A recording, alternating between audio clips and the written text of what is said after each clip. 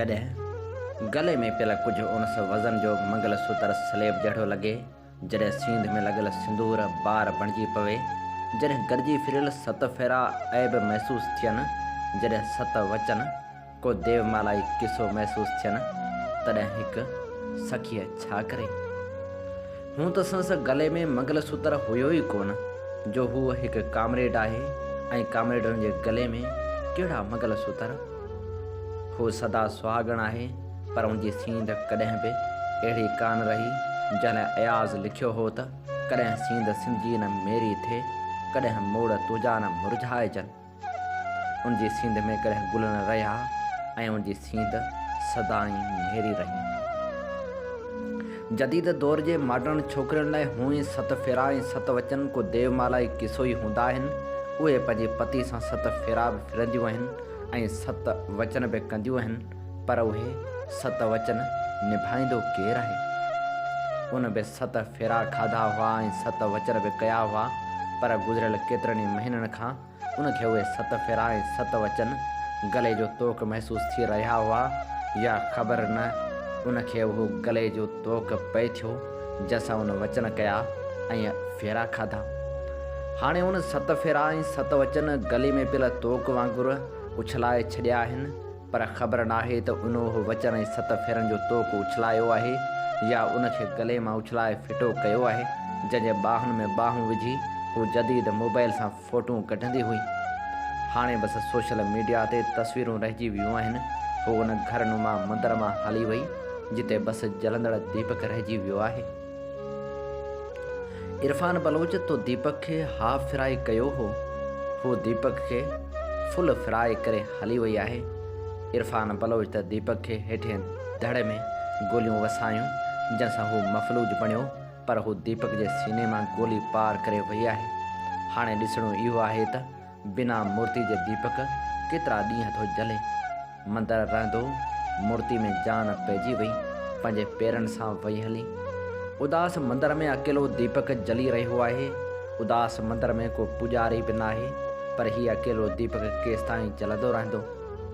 हीउ सुवालु हर उन वाटहड़ू जो आहे जेको उन मंदर जे आॾो गुज़रण वक़्तु सुनीता नाले मूर्ति साम्हूं हथ जोड़े बीही रहंदो हुयो ऐं पंहिंजे मन में कुझु अश्लोक पढ़ी अॻिते वधी वेंदो हुयो। हाणे जॾहिं सुभाणे खां उहे उतां गुज़रंदा ऐं उन उदास मंदर में मूर्ति कान हूंदी, बसि उदास मंदर में अकेलो दीपक जली रहियो हूंदो, त उहे वाटहड़ू छा सोचींदा। इहो ई सोचींदा त फिर न इंतज़ार में नींद आई उम्र भर, आने का उहद कर गई आई जो ख्वाब में। ऐं उहे वाटहड़ू हलंदे पंहिंजे मन में अहिड़ी प्रार्थना ज़रूरु कंदा त इरफान बलोच उन वक़्तु तो उनजे सीने में हिकु गोली छो न ठोकी। हूअ जलंदे जलंदे उझामी पवे हा। हीअं उझामदे उझामदे जलण जी कोशिशि त कान करे हा, ऐं हाणे त उझामी वञे त सुठो आहे। राम राम। सुवालु इहो न आहे त सुनीता बि छा करे, हू बि इंसान आहे, पर सुवालु इहो आहे त हाणे दीपक छा करे, काॾे वञे। उनजे रूह ऐं मोहबत जो क़त्लु थियो आहे। हू त एतिरनि सालनि खां पंहिंजे रूह जी बका ऐं मोहबत जे वास्ते ज़िंदा रहियो हो, जहिड़ो तहिड़ो जीअंदो रहियो। उनखे पक हुई त सुनीता सां साथ न छॾींदी, हू उनखे छॾे वञे ई नथी सघे।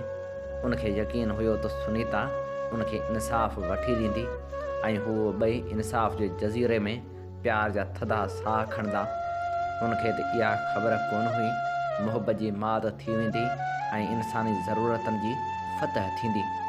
अॼु मोहबत मासूमियत सां गॾु क़त्ल थी वई ऐं इंसानी जबलतनि जी जीत थी वई। अहिड़ी मोहबत जे क़त्ल जी FIR किथे दाख़िल कराइजे। सुनीता त आजी थी वई, पर दीपक काॾे वञे। कब से हूँ क्या बताऊँ जहान ख़राब में, शब हाय हिजर को भी रखूँ घर हिसाब में। सुनीता जे हूंदे दीपक खे पाणी वेझो हुयो। हाणे सुनीता दीपक जी उञ वधाए वई आहे। हाणे दीपक उञ लॻण ते कंहिंखे चवंदो त सुनीता पाणी पीआर। दीपक अॻु बि रोअंदो हुयो, हाणे बि रोअंदो, पर हाणे त उहो दामन यार बि न रहियो जंहिं दामन में दीपक सभु दर्द ॻोढ़नि जी सूरत में जज़ब करे छॾींदो हो। हाणे न उहो दामन यार रहियो, न आंचल, उन यार त उन दामन खे बि उछले छॾियो।